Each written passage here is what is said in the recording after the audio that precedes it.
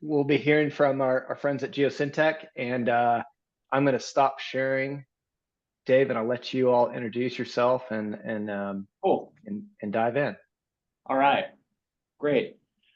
Thanks, everyone. Thanks for the opportunity to talk a little bit about geothermal, and I'll describe that in a little more detail, what we mean by that.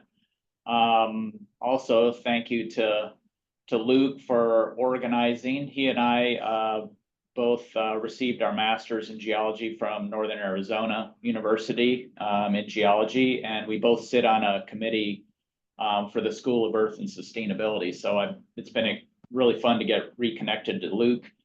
And so with me, I've got a couple colleagues. So my colleague Shri Tangarala is on. He's located down in our Southern California office and has experience in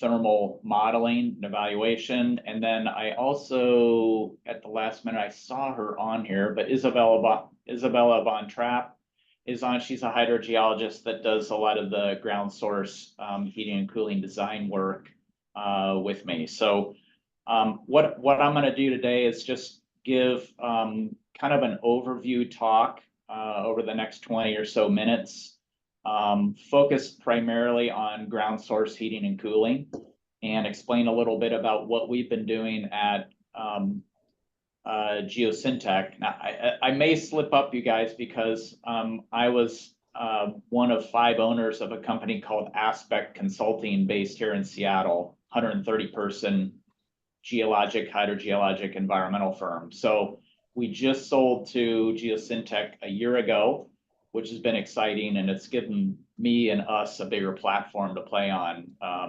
not only across the US, but across our offices internationally. So a lot of exciting things happening in this marketplace, and hoping we can talk a little bit about that today.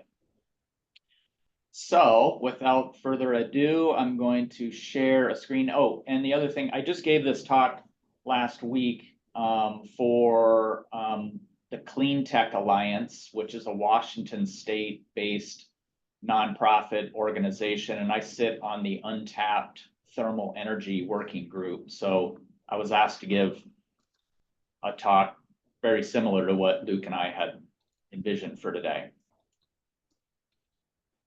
So sharing my screen.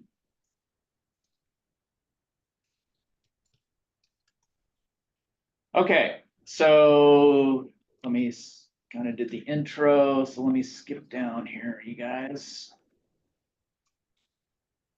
Here's the big thing on how I always start these talks these days. I mean, what is geothermal? And really, it's broken down into, I define it in two parts. One is energy production, and the other is using ambient temperatures in the earth for heating and cooling. And so one of the ways that we're thinking about it within Geosyntec is focused on this box here. So, and this is where we're playing pretty heavily right now, is in this upper northwest quadrant, which is the ground source heat pump technology. As you move further to the right on this axis, temperature increases, and there are experts working in geologic thermal energy storage. And then as you work your way down, this is depth. You've got direct use of thermal energy. Where we're seeing most of this happening is in old oil and gas wells, where you already have infrastructure in the ground, and you might be able to pull out some heat with that infrastructure that's already there. And then in this quadrant, this is typically deeper depths, higher temperatures, or if you've heard the term super hot rocks, this is creating fractures in super hot rock, 300 degrees C plus type energy production. It's kind of the holy grail of tapping our Earth's energy for power generation. I think there are a lot of people and a lot of venture capital type money going into this right now, but it's still it's still a ways out. Just fun. I think there are a lot of geologists on the call, so typically I'm the only geologist in the room. And so this talk last week, I figured, well, we'll start with plate tectonics. So I described the western US subduction zone and the melting of oceanic crust to create the big volcanoes in Washington, Oregon, Northern California, some hot spots like Yellowstone, just to demonstrate to the audience that geology matters, and there are mechanisms to create heat within the Earth through plate tectonics. And then I start to transition into what this means. So there are, no surprise to all of us, there are locations in the Western states where we can tap or trying to tap geothermal energy for power production. These are the red locations in our Western states. And then over here, this is an interesting graphic if you haven't seen it. That energy production is on the right side of this cross section where you're into deep EGS energy production, where you're fracturing rock and pulling that heat out of the ground, creating steam and spinning turbines. What I'm going to focus the rest of the talk on today is over here on the left, which is ground source heat pump. So this is tapping the Earth in the 305 to 500 foot range, or in aquifers that may extend down 500 to 200 to 1,000 feet deep. So much shallower than what's going on with energy production. Okay, I'll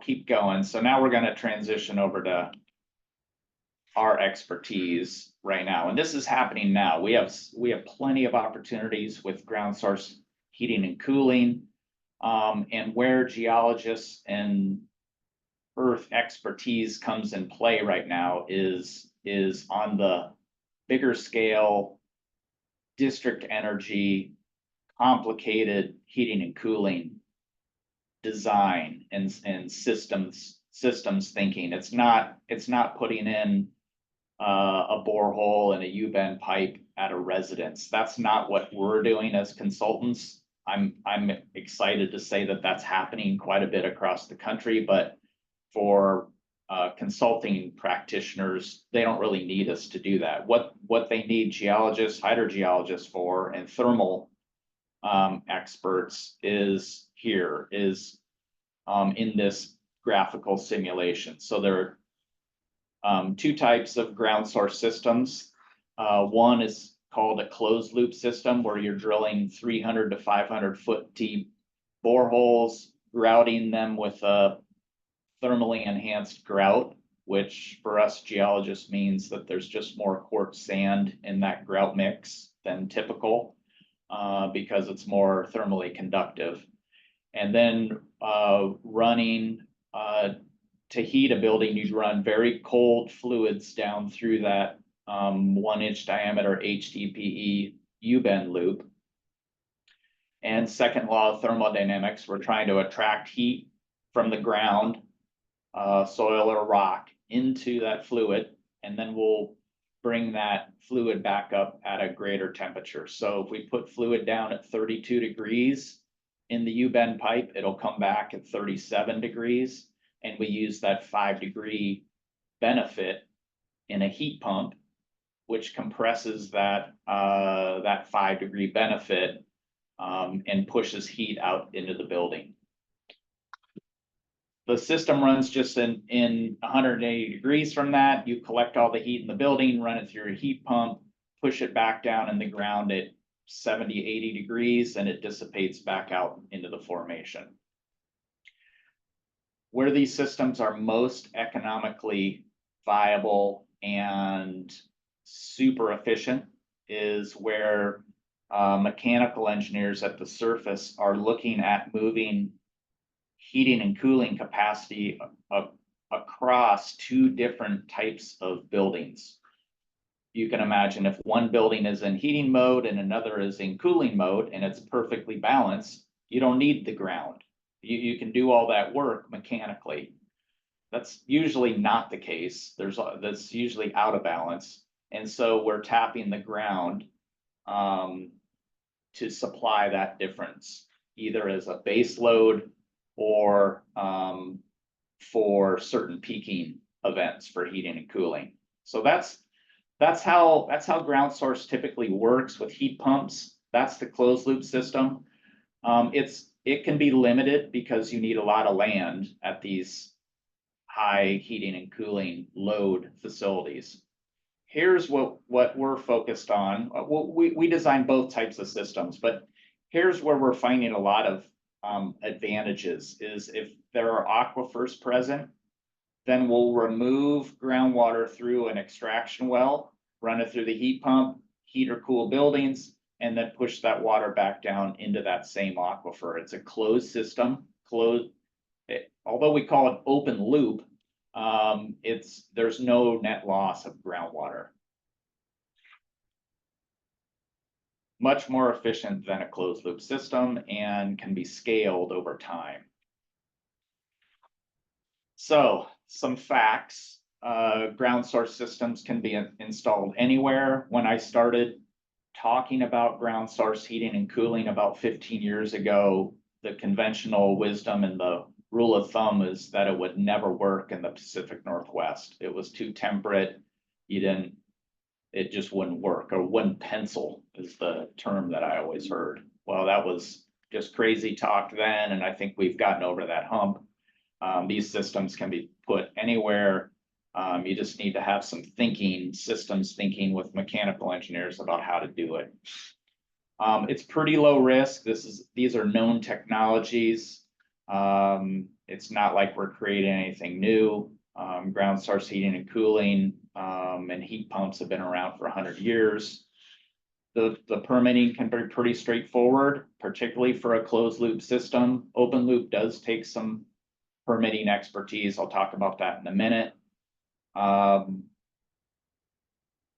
did talk about open loop being able to be optimized at scale, and it really requires a geologist, hydrogeologist to be involved and engaged in that design process. And that's a little scary because there's been a lot written about ground source heating and cooling from the mechanical engineering side, and they believe that you can just call a driller, drill some holes, and design this system. Bad planning, if you ask me. You need to have our expertise in the game. They're very efficient, as I said, and where I think this marketplace is going is going to head toward district energy or heating and cooling systems. Just not. Dave, can I ask a question? Yeah. What kind of planning does Geosyntec do? Do y'all do like feasibility groundwater modeling? Oh, yeah. Okay. Yeah, I'll show a couple case studies of what we've done, but yeah, we get in early and at the feasibility stage. Hey, is it even feasible? We start with yes, and then we start to back out of what that means.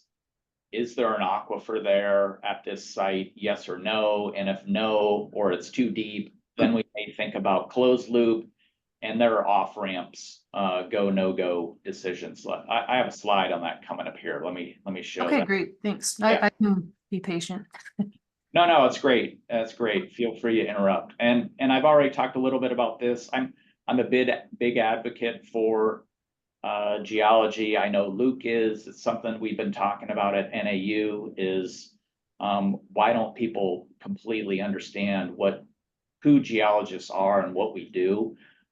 So I'm trying to talk more about our skill set and the need to handle earth-related problems and solutions going into the future. I'm pretty nervous that there's not enough of us in the future.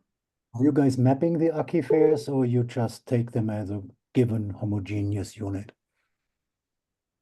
Can you say that again? Are you guys mapping the aquifers and geophysically, or you assume them as homogeneous and all over the place? Oh, well, yes and yes. So we have, at Geosyntec, we have geologic expertise across the entire country. So we'll have experts that know things about aquifers regionally, locally. So we kind of start there. We're not creating a master map, if that's the question. But we're using our local knowledge to start kind of in the feasibility stages. Yeah, usually aquifers are confined. They have a flow direction and they have a volume, a K factor. So my question is, are you guys are taking this into your modeling and in your planning or not? Yeah, yeah, we're doing, if wells exist on a site, we'll go out and do a pump test and hydraulic modeling. At the same time, we're collaborating with mechanical engineers. Actually, let me answer it this way. So this is what I was getting to related. I'll answer both of your questions with our timeline. So this is what we do. So, and this is the process that we've found to be successful, is there's a feasibility stage. Can ground source work, closed or open loop? And we do an initial desktop study. We'll use whatever information and expertise we've got in-house or available online.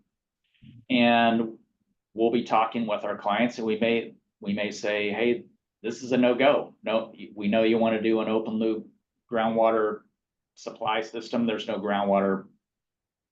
It's not there. Go look at a different technique. We'll look at permitting. Regulations are different in every state. They're nuanced. So that could be a go, no-go decision.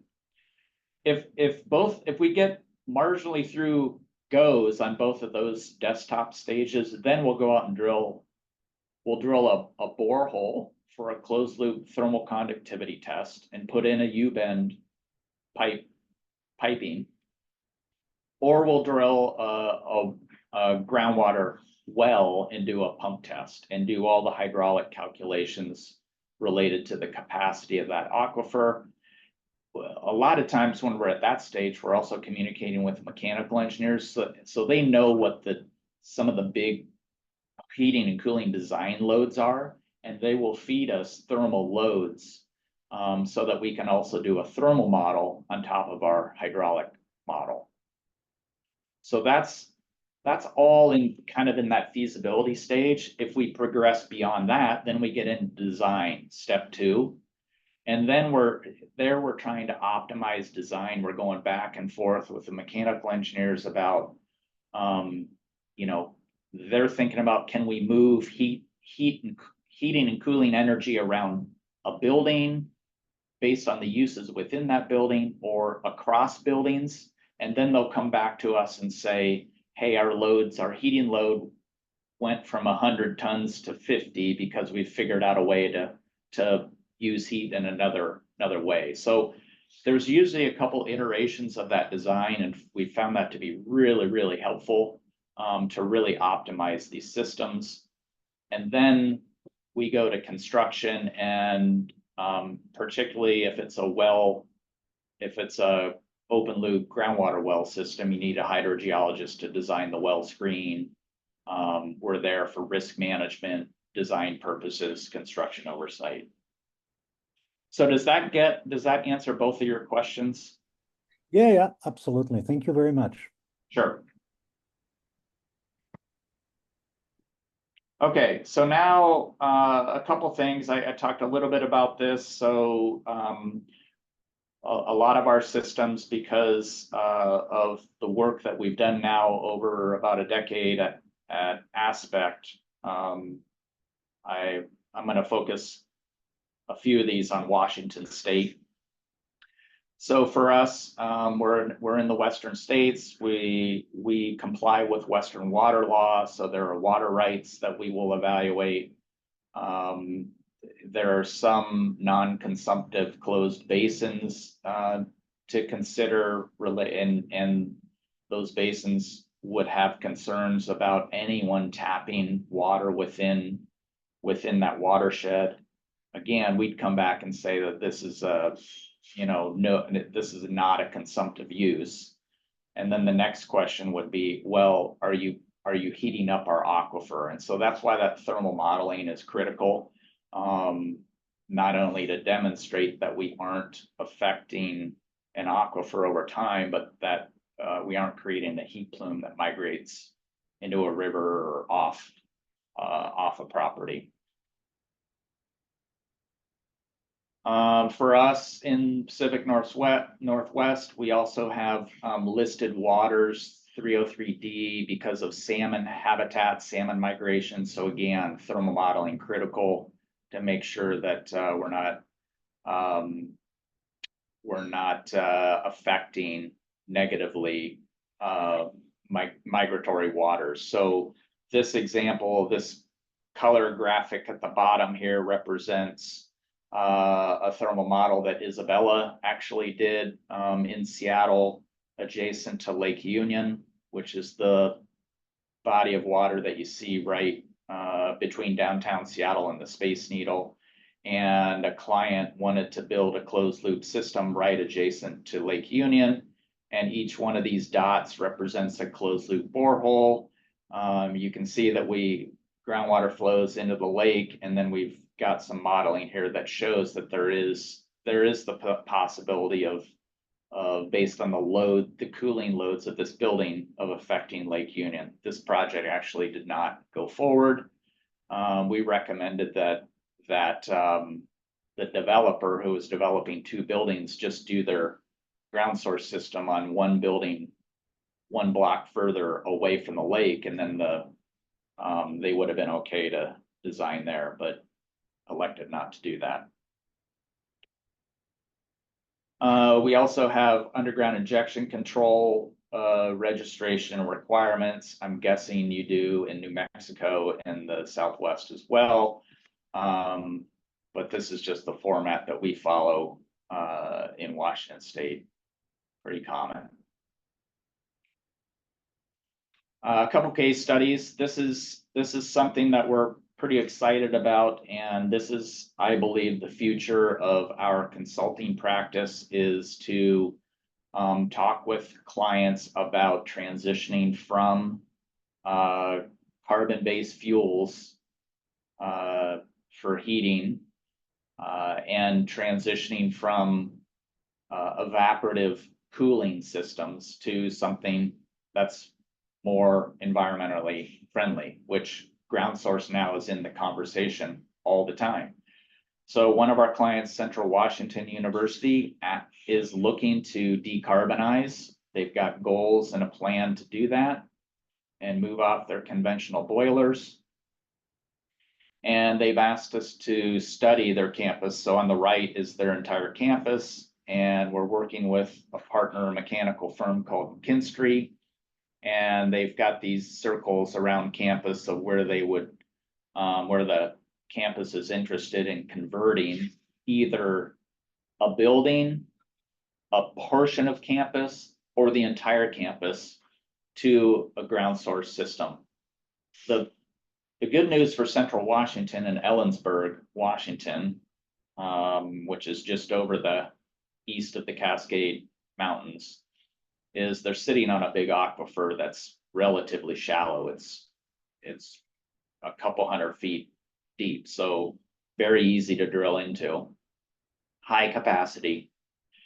And we've been modeling, this is just one model here on the left, and with our thermal model here in the center of a feasibility and a cost estimate to convert one building, a section of campus, or the entire campus. So this represents extraction wells in red and injection wells in blue across the entire campus.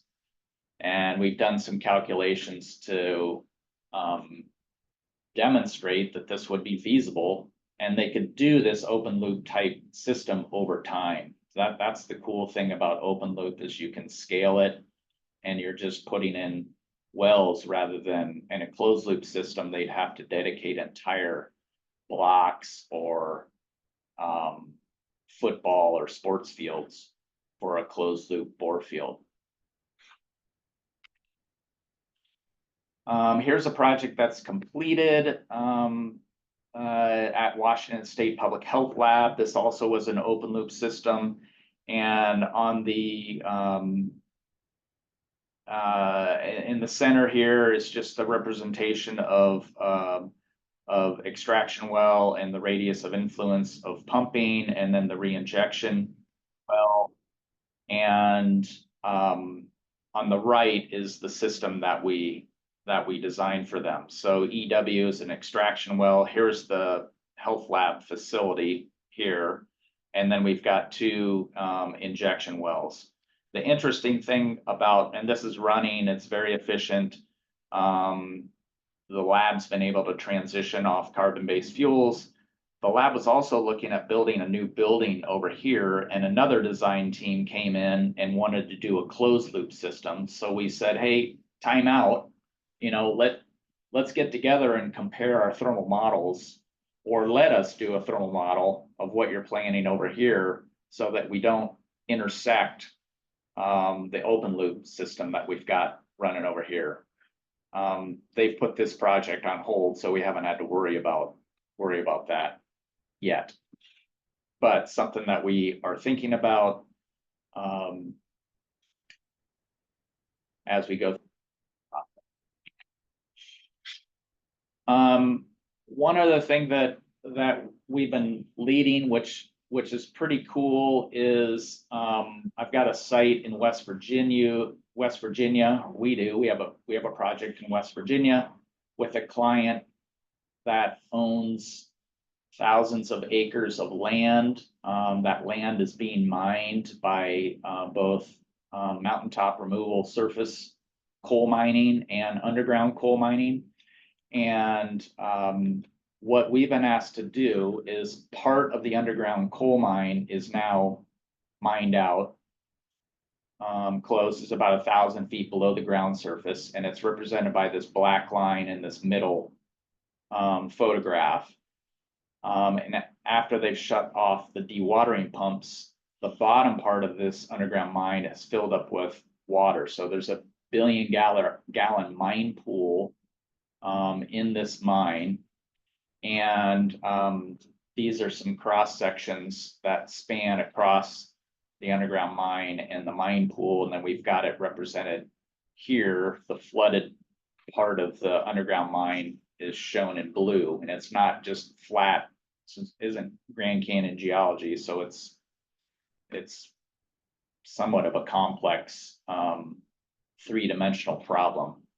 But the water's there, and the idea is to pump water out of the mine pool, build a facility. Right now, the client's looking at a data center, build a facility at the surface and use the mine pool water for cooling, and then put the hot, warm water back either into the same open space of the abandoned mine, or there are other mine seams here. So we're also thinking about, what if we put it back in a different coal seam that's now mined out, and let it infiltrate back down to the lowest elevation. So just some cool mix of geology and ground source, and something that's affecting the country big time, which is powering and cooling these data centers, which are everywhere.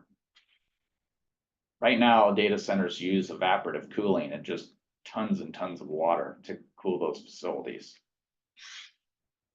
There are some financial incentives and grants for both geothermal energy and ground source, which are coming through the 2022 Inflation Reduction Act. So there's some tax credits and grants.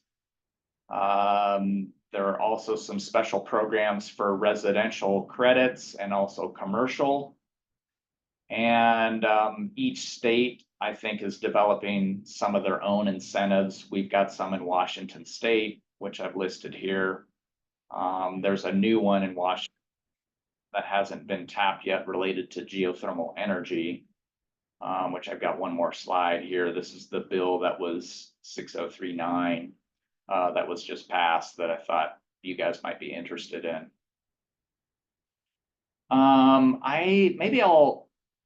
Maybe I'll stop there. Well, just for Luke's and my benefit, I've got a couple slides of why we're excited about ground source. Here's our alma mater, Northern Arizona University, and you know, a lot of schools, a lot of states have climate action plan goals to decarbonize. Here's one that's happening at our university, at NAU. They have a big, they're up in the nice ponderosa pine forest and have a lot of slash and burn piles. So they're looking at a waste biofuel boiler with waste wood products.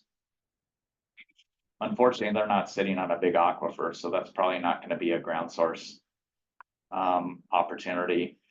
Here's the other thing I've been exploring with my colleagues at Geosyntec is data centers and the holy grail of cooling. It really is a significant issue and problem, although the water for cooling element is masked right now because of the amount of power that data centers are consuming across our power grid. So the evaporative water that happens at all of these facilities has kind of been put in the background lately. So I've got a few more of these, you know, what we're excited about, but let me stop there and see if there are some questions.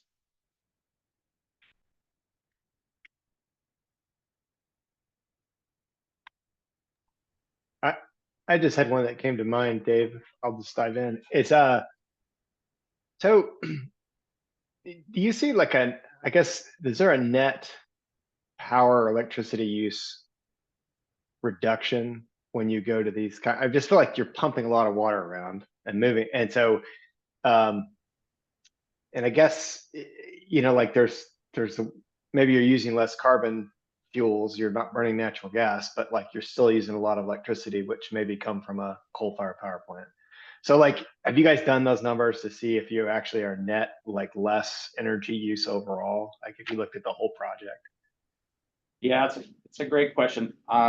We haven't done that, but our partner McKinstry has done that, and I hear from them all the time that these are, you know, this pumping power is way less than Yeah. powering other traditional heating and cooling systems.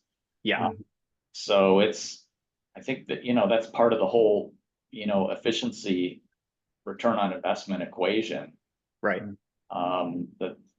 That you're not using a ton of power. I don't know, maybe I'll put Shri or Isabella on the spot.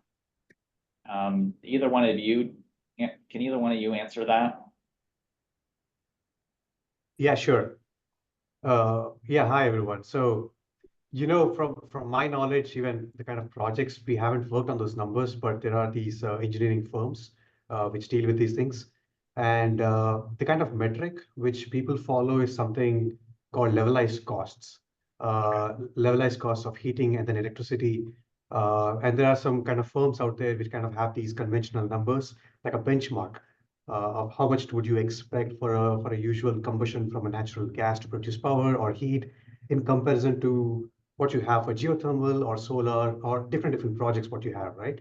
And that kind of sets the project apart from the other projects. And when I say levelized cost, what I mean is the total amount of, you know, the capital costs and operating costs per every megawatt hour of energy being produced. So you have everything factored in there, right? How much you're putting in the power and how much you're producing power. So eventually it comes down to what Dave said, the economics. So that will be the last part of the puzzle to solve for any project.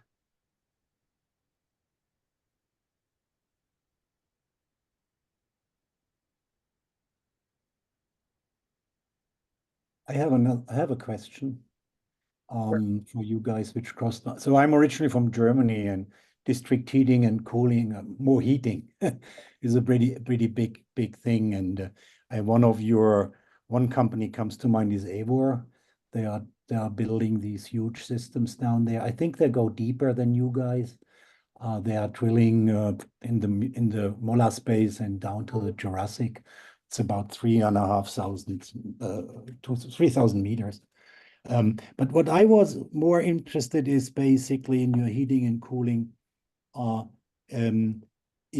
you targeting preferentially confined aquifers or unconfined aquifers? So, because that's a little bit an issue, I think, in terms of, you're tapping into if you do a confined, you're tapping into a confined system, which comes with a lot of concerns, and I guess also with a lot of regulatory requirements. If you have a comment on that, would be interesting. Yeah, Isabella, are you able to jump on? Sure. Thanks. Yeah, no problem. So most of my experience has been in Washington State or just generally in the Pacific Northwest, where we primarily are targeting confined aquifers. In our experience, and this might just be because of the regulatory framework in Washington, it's actually easier to permit a confined system because usually you're not in direct hydraulic continuity with like a surface water, like Dave mentioned at the beginning, that are regulated for temperatures and TMDLs sometimes. We have done unconfined systems, like we did a project in Spokane a couple years ago that was just right on which is the eastern part of the state, right on the edge of the Spokane River, in these really highly transmissive flood gravels that are just like directly influenced by the river inputs. That one was interesting though, because the aquifer was so transmissive, there was no speakable or discernible pressure buildup in the injection wells. Even when we were injecting 2,000 gallons a minute back into the ground, the aquifer just took it. And that was kind of a fun one for us as hydrogeologists. But yeah, I guess in short, we have experience with both confined and unconfined aquifers. I think it just really depends on site-specific hydrogeologic characteristics and where you can find the water and how you can make it work and permit it. Do you have any issues with contamination, background contamination in these systems, or is that not an issue? I mean, I know that from Germany and Europe, there's always a problem with the aquifer. Yeah, generally not too much. That is something that we'll look into during the feasibility evaluation, is to understand whether there's any existing environmental kind of contamination or remediation efforts, even if not on the site, adjacent to the site, that might have an impact. And that one I mentioned in Spokane actually was interesting. It was right next door to a parcel that had some historical contamination. But in that case, luckily, because of that historical contamination, there were a lot of monitoring wells on site. So we took a bunch of chemistry samples and showed that the groundwater was moving in the opposite direction, and we didn't actually have an issue there. But it's something that we're always looking out for. And even when we are constructing an open loop system without any environmental contamination, we'll just take groundwater quality samples, just because some groundwater is corrosive or might have scaling potential. So even if it's not like an environmental input, we try to tailor our designs just to the natural groundwater chemistry. Yeah. Okay, that was my follow-up question on the water chemistry and scaling issues and things like that. Yeah, that's a problem. Yeah, something that we're always thinking about and trying to improve. I'm working on a project right now where the iron and the manganese is a little bit higher than we'd like it to be. So we're working with the engineers to try to pressurize the system as much as we can and make sure that we're not introducing oxygen into the system and having issues that way. Thank you. I will Good. say that I've been practicing for over 30 years as a environmental and geologic consultant, and my career has started and related to brownfields, so contaminant, fate, and transport. And so we're very aware of the potential of moving contaminant plumes around in an aquifer. It's another reason why it's important to have experts like us involved with these larger systems where you're creating a cone of depression, and it's important to factor in contaminant plumes and pulling that into your well, which you would never want to have happen. So,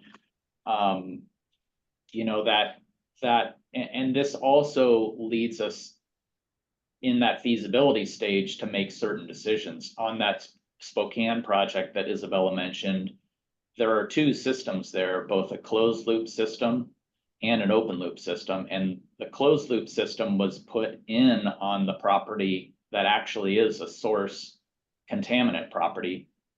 Mhm. One of the reasons is we didn't want to move groundwater around. What Isabella's talking about is we went open loop on a property that was further away from where that contaminant source is. So we can make decisions early on in that feasibility stage related to various factors.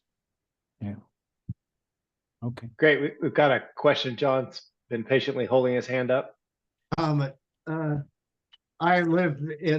presently live in the university area of Albuquerque, and I bought a property when I was working for New Mexico Tech on their groundwater studies in the 90s next to the Indian Health Service facility it's right it's the north edge of the campus and right east of the university hospital.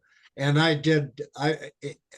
I worked for about 10 years on projects for the Indian Health Service, and they have I think quite a functional classic kind of example of your ground source heat pump closed loop facility here on the UNM campus. And there's a parking lot that is a large parking lot now, but you don't see the underground things, but there are about 20 or 30 closed loop holes that are about 100 meters, 300 feet deep. They're loop holes. They drill down to the water table, and which is about 100 meters, 300 feet below the surface here. And they take very high quality city water and they just pump it down in the closed loop system. It goes down, picks up heat, and then comes back up in the closed loop system. And I think it's still very effective.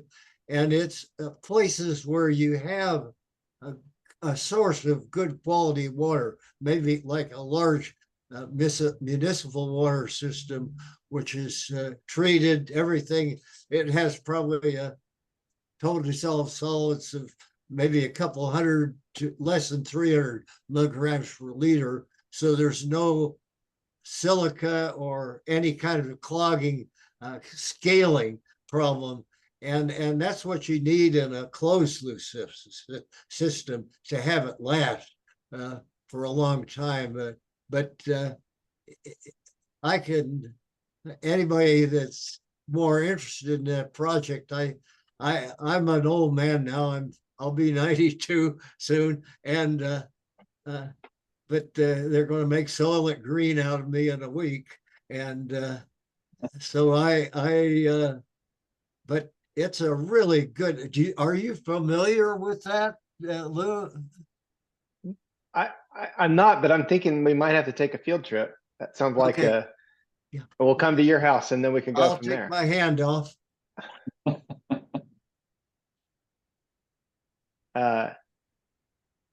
Sounds great. Thanks, These John. are great questions, comments.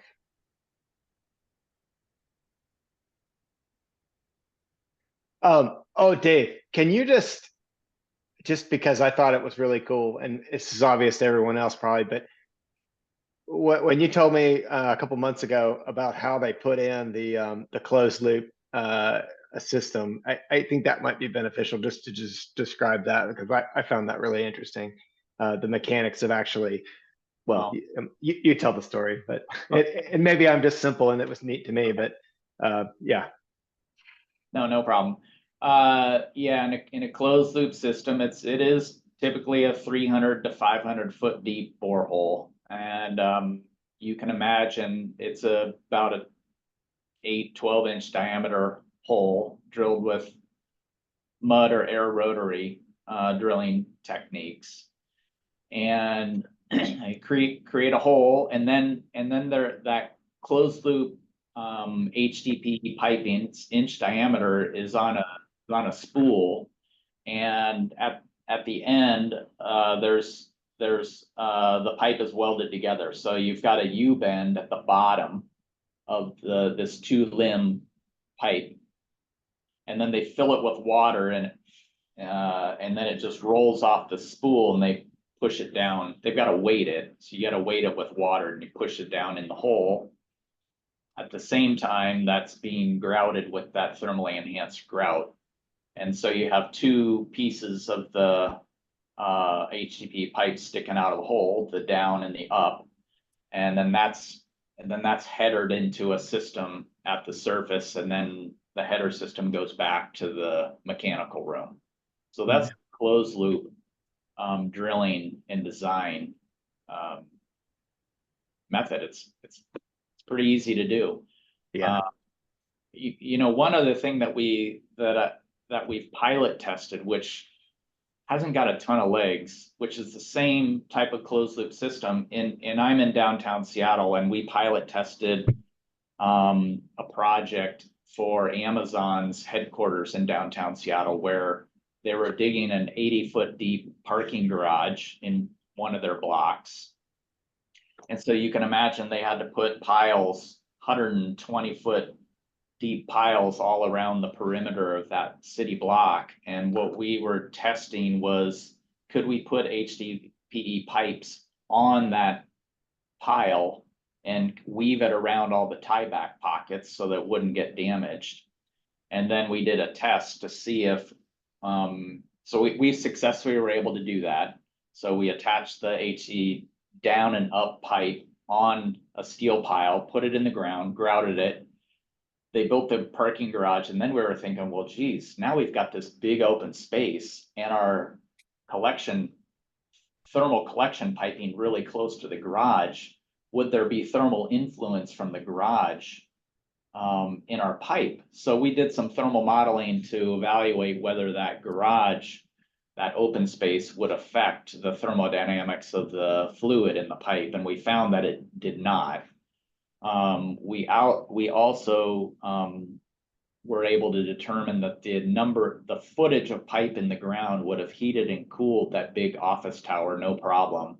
However, there was a data center right next door that was producing tons of heat, and the city and Amazon created a small eco district where they piped heat energy across an alley to heat not only that one tower, but I think 3 of the Amazon buildings in downtown Seattle get free heat from that data center. So there's just a ton of innovative things. I guess, we're coming down to the end of this. There are a ton of innovative things going on in the world of heating and cooling right now, and how to move this heat energy around to either create power or to heat and cool.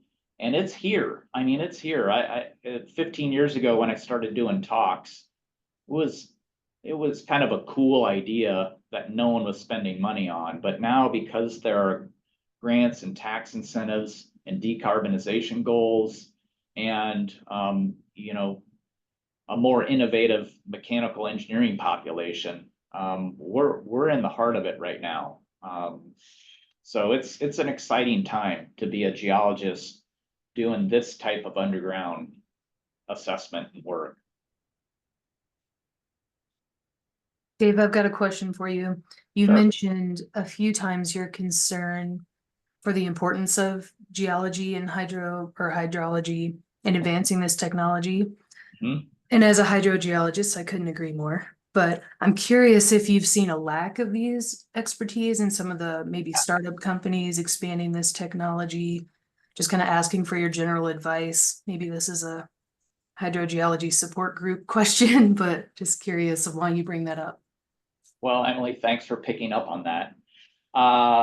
And here's my fear is, there have been some bad designs, and all it takes is one system that doesn't work. You know, hey, my system doesn't work. Oh my God. You talk about, especially on an emerging technology, you have one of those and it's just a killer. And it doesn't have to be. And it shouldn't be.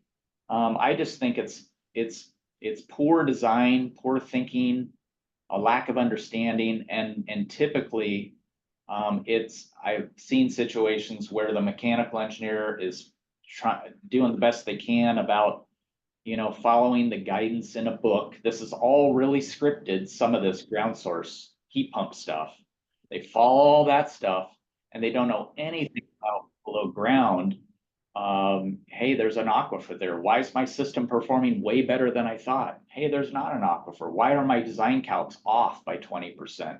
Hey, why is the driller not doing this right? I mean, these are all things that we as experts of the below ground world need to be engaged in. I've convinced several mechanical engineering firms that were a necessary part of risk management of their design, and design optimization. So those, well, Geosyntec and I, we don't design these systems in total. We're an integral part of the design and risk management process. I wonder how they're getting through some of the permitting process, because I thought a pre-feasibility. Not even, no, it number one, closed loop has almost no permitting required. Open loop, I think that is a question. How are they getting through it? I think I mean, I don't want to blame, I'm on the pedestal of saying geologists are awesome and can do a lot of stuff that people don't know. So, but you know, they do have to get through permitting. That requires a hydrogeologist to do some calculation. But I think what we have the knowledge to, we're doing more than just providing a 2-page report saying, hey, someone's gonna put in a well. I mean, we are integrated into the process. I think that's important. Rather than a mechanical engineer saying, hey, I got my hydrogeologist report, and he says I can put in a well. And, you know, she said the well screen's supposed to be at X elevations, and they go out and build it that way. And, you know, things change in the field. You got to be there.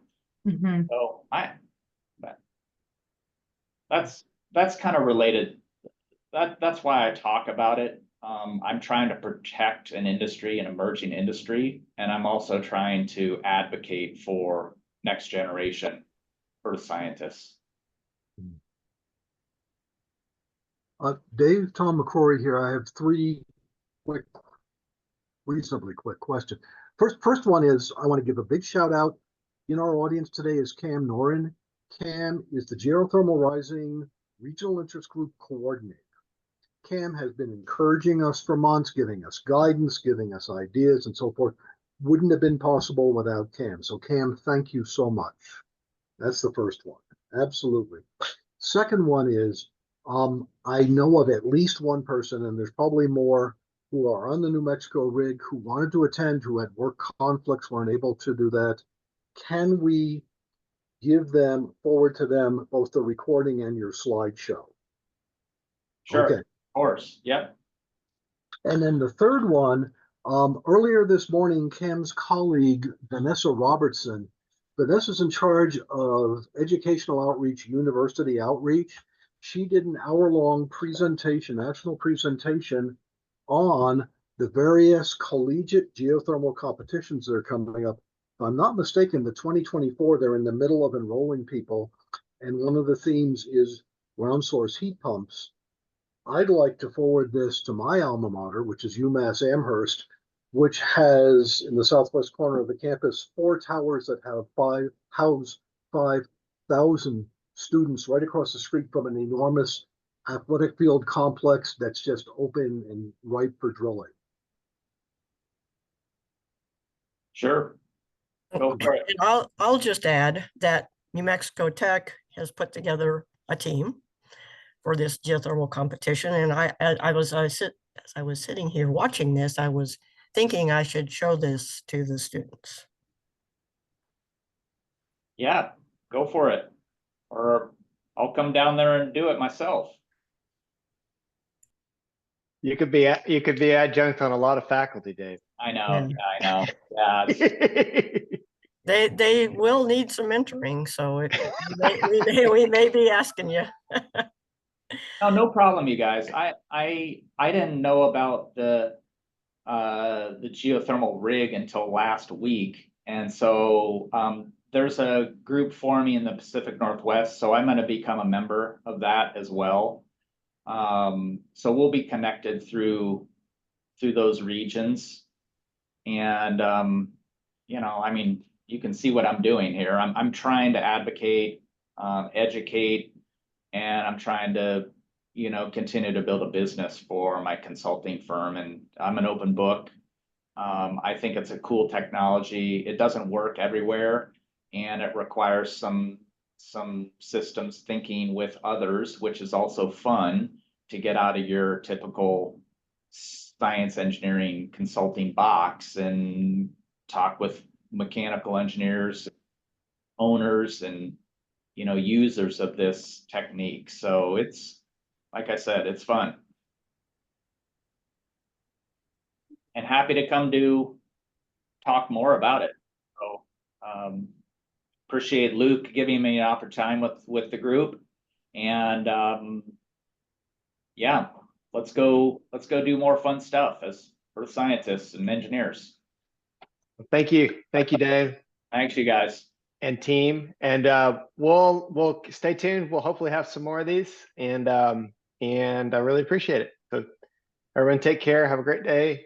Great Right. job, Luke. Great Catch you job, later. Dave. Luke. Thanks, Thanks. Luke. everyone. Thanks, Cam. Thanks for the technical support, Emily. Bye, All right, Luke. catch you guys later. Bye bye.